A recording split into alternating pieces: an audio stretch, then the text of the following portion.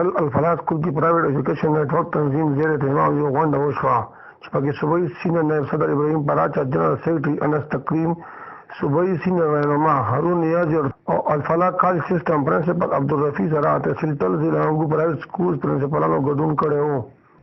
په غونډې نه صوبایي جنرال سیکرټري انس تکریم، هارون نیازی او ابراهیم پراچا وینا وه چې پرایویټ سکولونو 95 نه زیات فیصده سټوډنټان های ایجوکیشن ته ځي.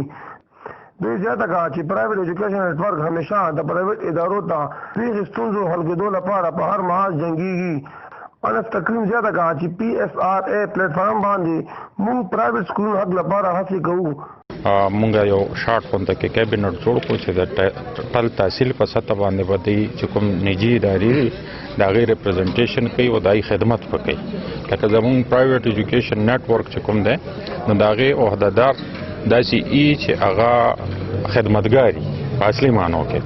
نو ټل کې تر اوسه پورې په انګو کې خو زمونږ تنظیم او په تحصیل ټل کې نه و. دا د وخت تقاضا ده چې کوم بحرانونه دي او کوم حالات دي او دا کومې پالیسۍ دي د هغې دپاره دا د وخت تقاضا ده چې یاره مونږ څومره میکسیمم ځایونو پورې مونږ اپروچ وکړو او مطلب دا دی تنظیم سازي خپله وکړو نو دا زموږ په فایده تمامېږي.